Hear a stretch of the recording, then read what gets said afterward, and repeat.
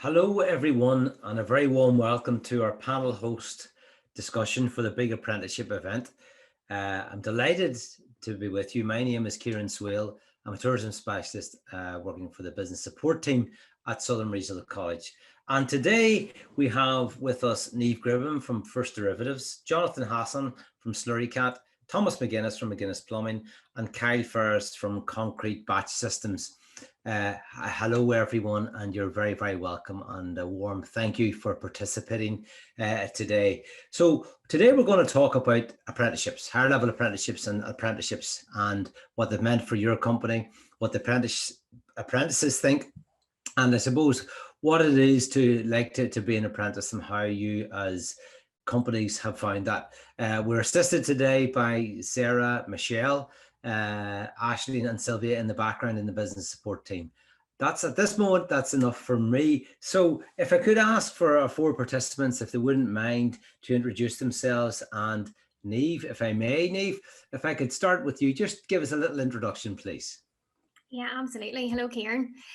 So my name is Niamh Gribben and I work in the HR team at First Derivatives in Newry. So I suppose if you're local to Newry or the surrounding area, you know who we are and you know our brilliant success story. We're a financial consultancy and software solutions company based in Newry, and we have 18 global offices worldwide and many top tier investment banks and clients. To date, we have over 2,500 employees, and we are really proud that we have hired up to 10 HLAs so far since 2019 across our computing and accounting divisions of the company, and we really are excited to work with FRC to hopefully grow this and grow the local talent in the HLA field. Great, lovely. Thanks very much, Niamh. Thank you. Jonathan, if I could come to you for just a brief introduction. Thanks, Jonathan. How you doing, Kieran? I'm Jonathan Hassan from Slurry Cat in Warringstown. We are a manufacturer of farm machinery with a specific focus on slurry spreading technology. We currently have sort of between 60-70 employees. We're exporting to over 20 countries and only really going 10-12 years. The company seen a rapid expansion and hopefully plenty more to go ahead with. We've employed about 10 HLA apprentices as well throughout different parts of the company in the design, fabrication and final assembly, and it has worked quite well for us and hopefully get a few more in the future. Thomas, if we could come to you for a quick introduction. Hi, Kieran. My name is Thomas McGuinness. I'm the Managing Director of McGuinness Plumbing. We are one of the leading mechanical contractors in Ireland. Our head office is based in Newry with a regional office based in North County Dublin. We have a direct workforce of 70 employees. 15 of those are office based alongside a large pool of trade and trusted subcontractors. We work with some of Ireland's best known construction companies specialising in large scale new build residential developments. We're an award-winning business, having picked up the accolade for large domestic project of the year at Ireland's Plumbing and Heating Awards, and also picked up a supply chain partner of the year at the annual John Sisk Awards. Currently, we have 2 higher level apprentices studying digital construction.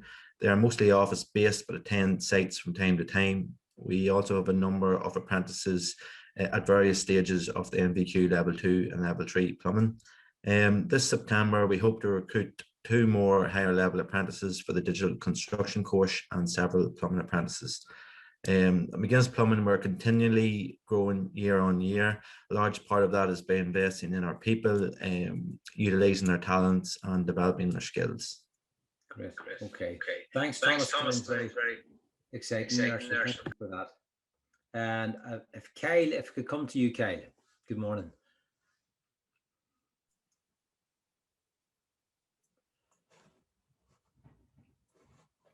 Kyle, are you with us there? Can you hear us? Okay. Yeah. Sorry, Kieran. Hello, Kieran. My name is Kyle Ferris. I work for a company called Concrete Batching Systems based outside Newry. We're a manufacturing business producing concrete plants. Most of our plants are designed specifically to suit customers' sites. So that entails going to site, measuring up. We then do our own 3D design of the complete plant with your own metal fabrication, profiling, folding, welding, painting, and final assembly before shipping the plant to site. where we send a team of fitters to erect the plant. We then test it and run it. We train the operators in how to operate the plant and also how to maintain it. Currently, we're employing 22 people. We have one higher level apprentice on the mechatronics course who started in September with us, and we have two welding apprentices working with us as well.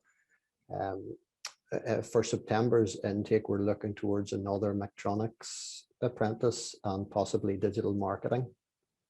Very good. Okay. Well, again, thanks for that, Kyle. Thank you. So very, very interesting. The four of you at different stages of business, some longer, some more recent, but what's common thread is you're all investing in people and in upskilling and in learning, and the college is delighted to support you in that. If I may then come to you, Thomas, why did you decide to recruit through the HLA and the apprenticeship program? We at McGuinness Plumbing have always seen the value of apprenticeships. I myself started out as an apprentice plumber, and the first apprentice I took on is still with the company 16 years later, and he holds a senior management position within the company. An apprentice who is developed through the company is of huge benefit, as they understand the values of the company and understand the high standards that we strive to achieve. As all of our apprentices have a mentor assigned to them, we feel this contributes to our high retention rate of apprentices, with ourselves offering the proper experience of a live working environment underpinned by the SRC, delivering industry-specific knowledge of construction. We believe it's a great mix. Okay. All right. If it may come to Niamh, do you see the HLA apprenticeship program as an opportunity to grow your own talent? Yes, absolutely, Kieran. The course length itself allows us to bring the HLAs into our business and rotate them, which then allows us obviously to assess where is the best fit and the best area to place them sort of long term, and it complements then their learning and their qualifications with the SRC. The blended approach in class and outside of class then also replicates what we have in place with our capital markets training program that we offer our graduates. That's on the job training workshops as well. And also the HLAs are able to avail of that too. So then they're more than equipped whenever they, come back to us, whenever they've fully qualified.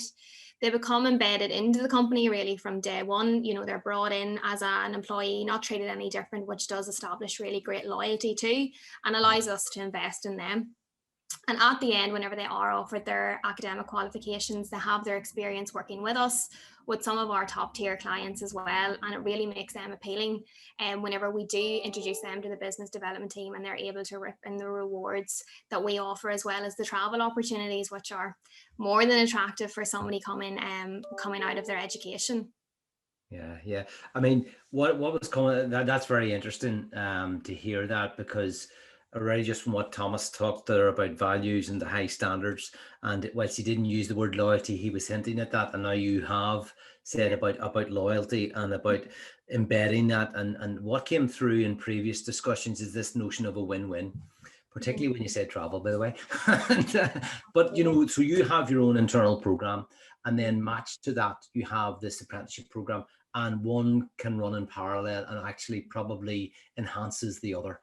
And that's just great to hear. So not only are you getting to work as an apprenticeship, but you're also getting to come onto your training program, internal training program, and one complements the other, I think is what I can get. So that sounds very, very interesting. Jonathan, thanks, Niamh. Could I come to you, Jonathan? So you've recruited from both level 2 and level 3 programs and the HLA programs. How's that worked for your business?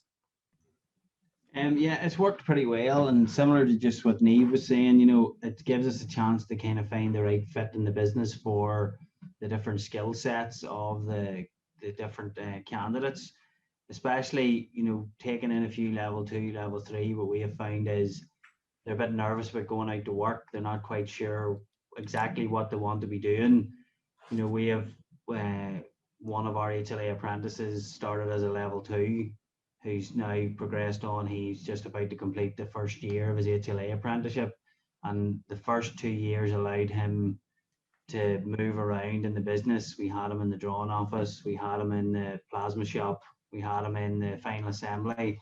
We found a spot in the business that he was best suited to, and at that point he felt more comfortable committing to the HLA course that he didn't. He would have been, in my opinion, capable of it 2 years previously, but he wasn't quite comfortable at that stage. So it gives us a bit more flexibility then to develop the skill sets of the staff. I think you have to try and meet the apprentice at the level that they are at, mentally as much as with their actual skill set, to allow, just again, as Niamh was saying, you know, develop a wee bit of loyalty. We're investing in them, they're investing in us, and they're developing through the support with the college. I think with the skills gap, I'm sure everyone else is experiencing. I'm sure Kyle especially, you'll see, you know, with like the likes of welders and fabrication guys and guys that can take a design practically and put it onto the floor. That type of flexibility is going to be ideal moving forward to try and develop our own workforce for the future. Yeah, no, that's that. I again, Jonathan, there's recurring themes coming across here, but it's really, really interesting. And what I take from what you've just said there, that notion of being nervous, and they are, you know, young people are nervous, and yet you're kind of, and I've had this conversation before about, you know, you're nearly in a coaching capacity here, and a mentoring coaching capacity at such a you know, it's only 16, 17, and you know, it's very, very nervous, and there's a lot of worry and anxiety there, but you're actually settling them down and saying, well, listen, here, you're going to, on this, you're going to try different parts, and we're through this apprenticeship program, you're going to be able to find out what works for you, and we'll work with you. And you made a point there about coming down. You've got to take them at their level, and that's really encouraging to hear, because if you don't, obviously they're going to walk, and that's no good to you. But having the ability through the apprenticeship program to do that is really, really key. Is really, really important. So no, really, took a lot from what you said, and again, this notion of loyalty is coming through. So yeah, that's sounds interesting, Jonathan. Thank you. Kai, could it come to you? How do you select your higher level apprenticeships, or ordinary apprenticeships, or ordinary apprentices? How do you select them? Okay, so recently from the SRC, we've received the pool of candidates. We interview the candidates to try and find out what their career ambitions are, try and get a sense of their work ethic, and quite important to us, because we're a small business, is how they're going to fit into our team, how they're going to gel with the rest of the people within the business and the rest of the disciplines, because they will get a lot of crossover between disciplines. They won't just be fixed doing one job.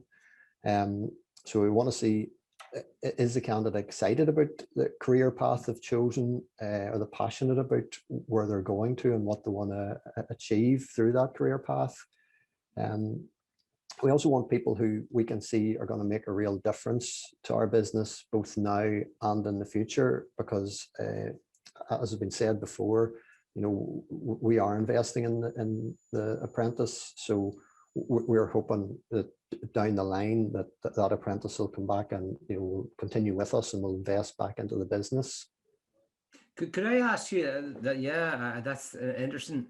Could I ask you, how do you tease that out? How do you detect that? How do you said you're looking for someone that makes a difference, or you're looking for the passion, and Sylvia or Michelle has supplied you with this list of candidates, and you're going, right, on paper, I don't see a big difference in these guys and the candidate, but how do you actually tease that out? You know, could you give us an example of, just for this, not just for this panel, for anybody watching this, of the, you know, what is it that maybe might distinguish one candidate from the other?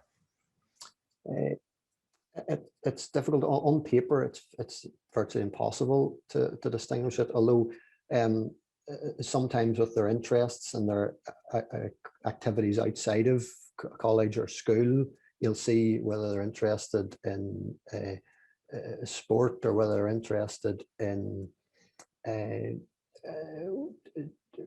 really that they're doing something different or something else beyond just their school life. And it's not always about sport, but sometimes, like, a sport will say, okay, they've got a commitment to something else and they're passionate about something else. But whenever you get in the interview situation, the questions they give, the answers that they give you, in terms of, are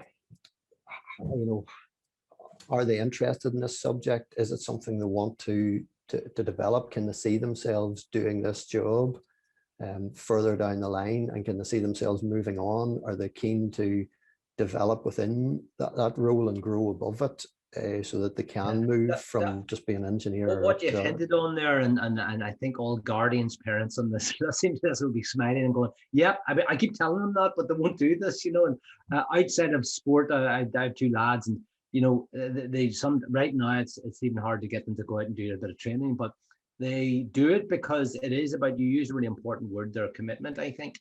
And certainly if you're able to tease that out, whether it's, they perform a local drama group, or they play in a band, or they do, or they help out as a local community in a local hall, or they help older people, or whatever it is they're doing, a volunteer of a part-time job. But it's all those that helps you as an employer at this level, when you're interviewing people, to tease that out, to say, well, would they be committed? Have they got, I suppose, that stickability, that long term to stay with the company? Yeah, no, that's very interesting. Thomas, could I bring you in here and ask you, in terms of opportunities then for progression with your company, what are they for apprenticeships, for apprentices? Well, we continually speak to our apprentices throughout their apprenticeship to get an understanding of their strengths and weaknesses, their likes and dislikes, and try and develop a path suitable for themselves in terms of career progression once their apprenticeship is complete. One of our higher level apprentices studying digital construction at the minute, he originally came through the level 2, level 3 NVQ apprenticeship. We believe with his background in plumbing combined with the digital construction course he's undertaken, that opens him up to the possibility of becoming a BIM engineer. And that's what the end goal is for him, is to become a BIM engineer. And it's a fantastic career. For anyone who's listening to this, I have an idea what BIM is. Maybe would you just explain what a BIM engineer is, please? It's building information modeling. It's construction. I'm sure Kyle and Jonathan would be aware of it, but as construction is progressing on, BIM is becoming more and more prominent, and there's a lack of BIM engineers because it's quite new in Ireland. So it is. It's maybe been in Europe a bit longer. So there's a huge potential for anybody trying to get in that at this early stage. It's definitely here to stay. It's the way all buildings eventually will be constructed under building information management. And we feel, the digital construction leads into that there, and be hugely beneficial to anybody taking it on. We also offer positions in estimating, procurement, project management, contract management, health and safety, and surveying. And the digital construction course that our guys is undertaking, again, benefits and complements all these. And it's just, it depended on the individual themselves. They get a spread of everything with us, so just try and see what they're good at and what they enjoy. And then as time progresses, you'll know he's going to go more into the estimating, or he's going to go more into project management, or whatever. That's a level 4, that digital construction, yeah, with SRC. Yeah, okay. That's correct. Great. Okay, that sounds positive, and lots of opportunities there. Jonathan, may I ask you the same question to you in terms of progression opportunities for an apprentice with Slurry Cat? Yeah, well, it really just depends on the candidate. As I've sort of used the example earlier, with one candidate that started level 2, is now going through the HLA, is learning how to use a plasma press brake.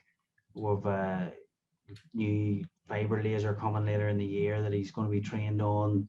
He's really sort of enjoying that. I have another HLA apprentice who's currently doing 1 day a week master's degree at McGee, who's specifically with the design office. I'll probably give you 2 more examples. One who's hopefully finishing his HLA this year.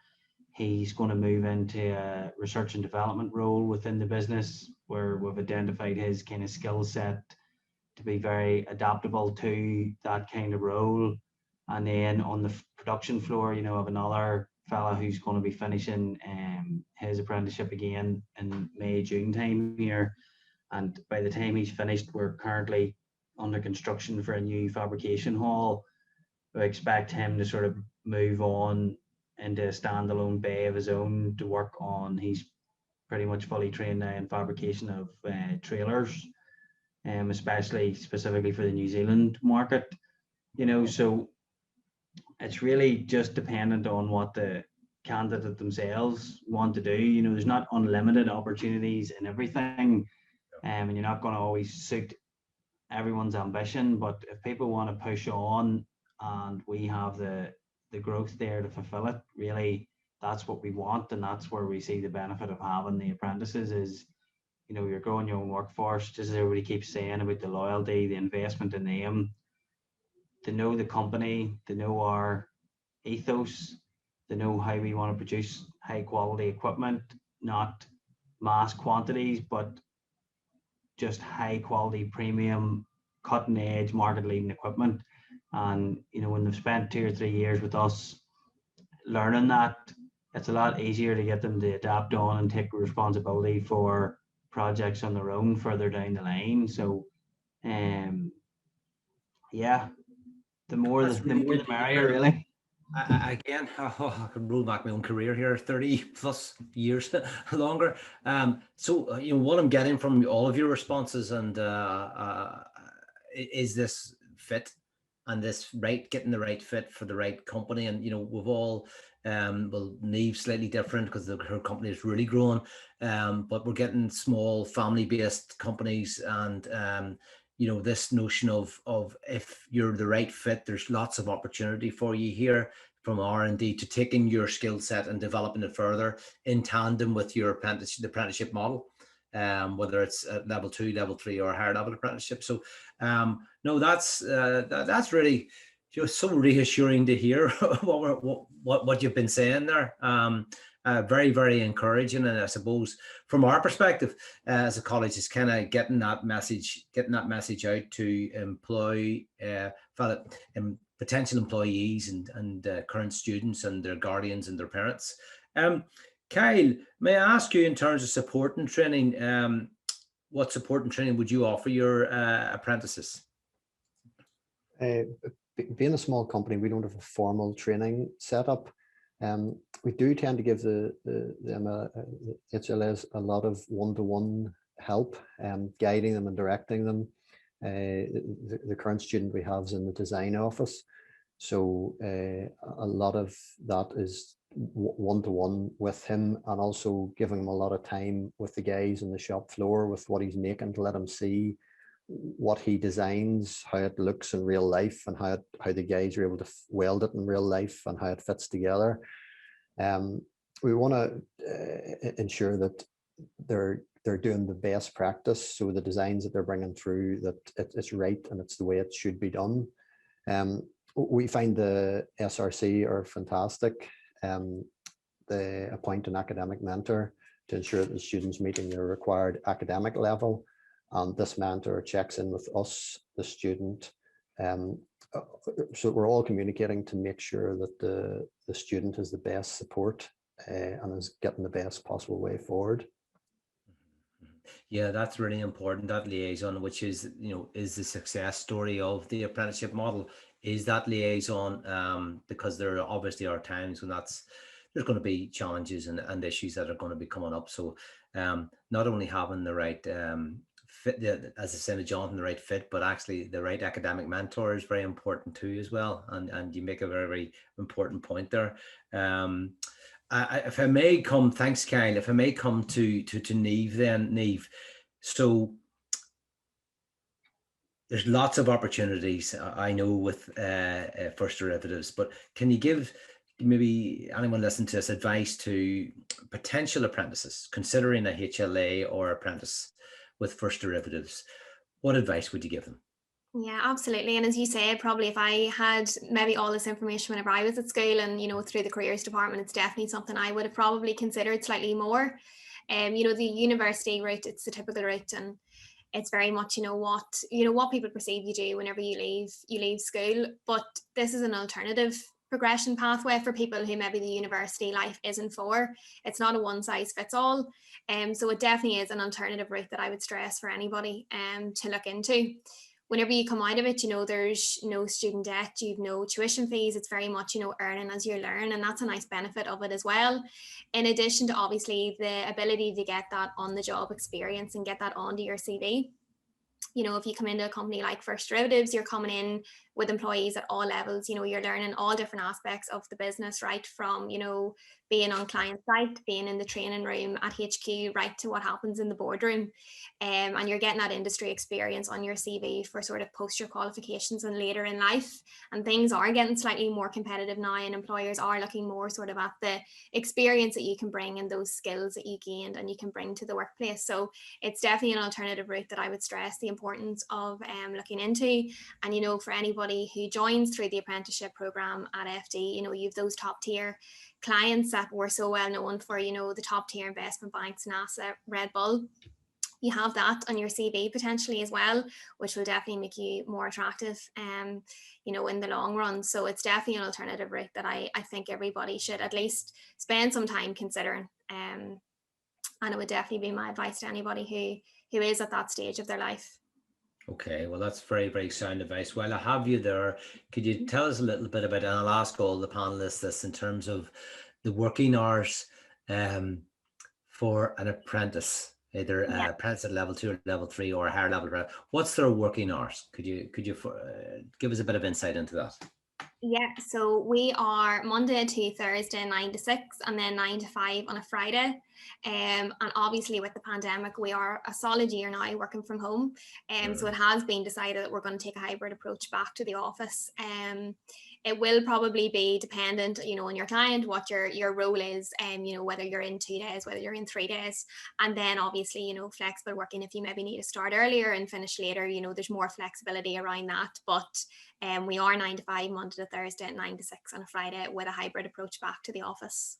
Great. Okay. Thank you for that. Same question to Thomas. Thomas, in terms of the working hours for an apprentice with McGuinness Plumbing, what does that look like? Just standard 40-hour working week. Now, different apprentices, if they're in the first year of the level 2, they normally are in 2 days in the college and 3 days with ourselves. If you're a higher level apprentice, you would be 1 day in the college and 4 days with ourselves. We're a bit like Neve. We offer flexible working hours. It's there's no set time that they have to start at. There's 15 people in the office and they come in at various times, and they finish at various times, but it's sort of based around the 40-hour working week. Okay. And the similar question to Kyle there, just in terms of the working week for an apprentice. Yeah, so with us it's 8 to 5 Monday to Thursday and 8 to 3 on a Friday, and then the student has their day out at college. This year it just happens to be a Thursday. Okay.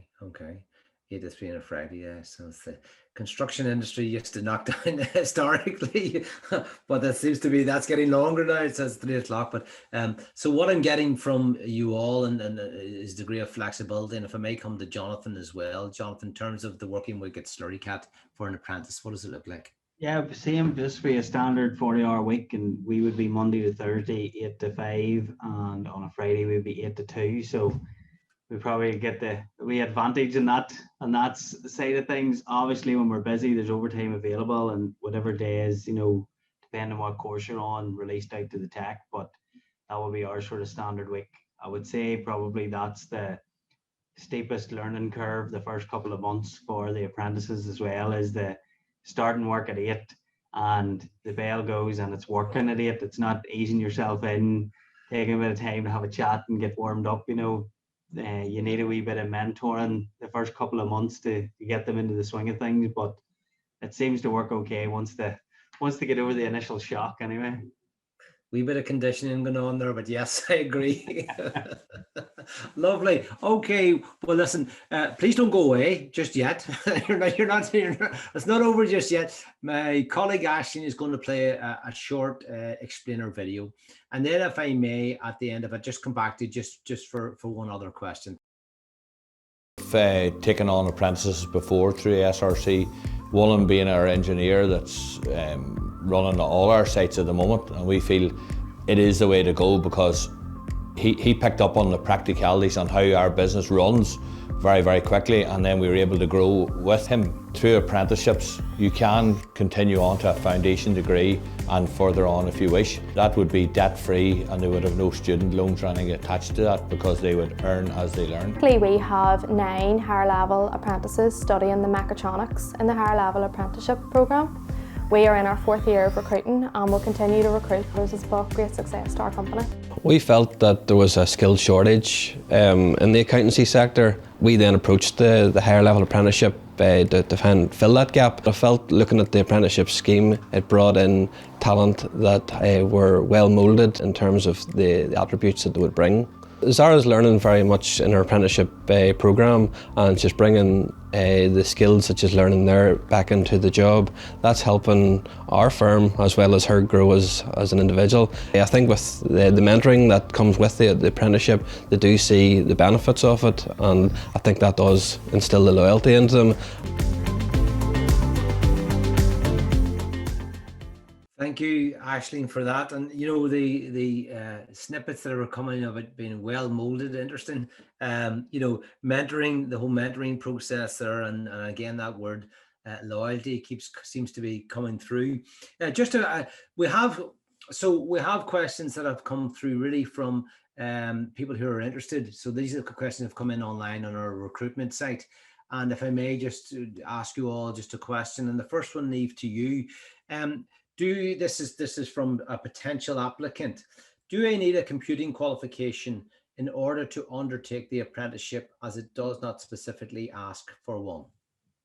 No, that wouldn't be a essential requirement for applying for the HLA opportunity. It's all obviously on our website, on the SRC website, but I think the main essential criteria on it is a level 3 or equivalent and a minimum grade C of GCSE at Maths and English is the only essential criteria that they would need. Or equivalent, yeah. Okay, yeah. All right, dead on. And Jonathan, how have your current apprentices coped with the impact of COVID-19 on both their college and their work life? In regards to work, I think they've coped quite well. We only had to shut for 3 weeks a year ago, the first 3 weeks of April last year. Right. Since then, we were able to get enough measures in place, and we've been operating at full production since then. Obviously, we've had, like everyone else, people off with COVID. I think it's been more challenging for them from a study point of view. It's harder to get that mindset when you're not in the classroom, logging on. There's other distractions in the house, phones, people maybe not paying attention, that kind of thing. But they have managed to keep up with the work quite well. I would say it probably not have been as efficient as a normal year study, but we're not going to complain. They're keeping up with the coursework, they're progressing, and that's really about as much as we can ask for. But well, that's good to hear that they're keeping up with the coursework, because you're right, you've hinted at that. It's been very difficult, and you know, as a college, we found that with even our own, or it's just a different way of working, and certainly I know with my colleagues, the lecturing staff, it's found it quite challenging, and the students have found it very challenging. So yeah, but it's good to hear that the students have been able to continue with their studies, albeit under a few more challenges, but that you've been there to support them. I suppose, Thomas, Kyle started talking about some of the things that I asked him about interview questions, but for you, what's involved in the apprenticeship interviews? What's actually involved there, Thomas? Basically, Michelle works with us as our apprenticeship mentor. Myself and someone from the management team, which is a panel of 3, will conduct the interview. It's quite informal, taking into account that this could be the apprentice's first interview, you know, when they're of a young age. We'd expect the applicant to demonstrate a knowledge of the company, you know, an understanding of the industry, and you know, demonstrate confidence that they know what they're doing and this is the route they want to take. We'd expect the candidate to have, you know, for the higher level apprenticeship scheme, we'd expect the candidate to have good IT skills. We use various construction management software for our different clients alongside Revit and CAD. All our on-site managers use WorkOff Procore, which is our own construction software. So I would say to each candidate to research the course, and be sure this is best suited to what that suits them. Seek advice from other apprentices that are further down the road in their apprenticeships. We'd be happy to put them in touch with some of our current apprentices. They can feel freely to ask them more questions and get a feel for what it's all about. Oh, that's good to hear. Yeah. So that's really, that's it in a nutshell. Then once the interviews are complete, we would choose, normally you get maybe 5 or 6 and choose 2 of the best of them, really. I think you've hit an important point. So if I was applying for this and I didn't know of anyone who'd worked at your company, and I said, listen, is there a chance that I could talk to somebody who's been through it? And you said, yeah, here's 2 or 3 people that have been at Southern Regional College in the past 2 or 3 years ago. You can go and talk to them. And this keeps coming, not just in apprenticeship, but in all aspects of learning and coaching, talking to somebody closer to your own peer group. Yeah. If we stand in front of a group and try and communicate a message, and then if it's coming from somebody closer to it, they're perhaps more willing to accept that. I'm sure, Niamh, you may well have found that in the past. Exactly. So yeah, that's interesting. Thomas, Kyle, what are the main skills do employers focus on building in their apprentices? What are the main skills if you've got somebody for a set period, what are the main skills you're focusing on building with them? Okay, so the apprentice, we find they must develop the specific skills appropriate to the chosen path or the chosen course that they're on with the SRC. Further to this, we're looking towards the softer skills, working within a team, working with other disciplines within the business, sort of to build teamwork, to learn from others, but also to contribute to the team as a whole. We find that letting them talk to customers and suppliers, once they get over the shock of using the phone, allowing them to resolve issues or work through challenges or late deliveries, or develops problem solving with them, a bit of perseverance, and sometimes the ability to work under pressure. We also find it's important to teach them or to help them develop organizational skills and time management skills for the tasks that we have set for them, or that the production facility is setting for them, that they understand that there's a deadline there that is that somebody else is relying on them, that they're being dependent upon to deliver. And it's not maybe just their parent or their guardian that's telling them to do it, that there's a bigger picture there. Oh, I think any career advisor in the broader construction career sector would love what you've just said. You hit on about 7, I think quickly, so be jotting down, you hit about 7 points there in terms of softer skills. And when you say softer skills, people just, so what? And for me, you were spot on those. You talked about teamwork, thinking of the customers and suppliers, the challenges, the problem solving. I mean, using a phone, hello, looking into people's face, eye to eye, real up front, right in front of the counter.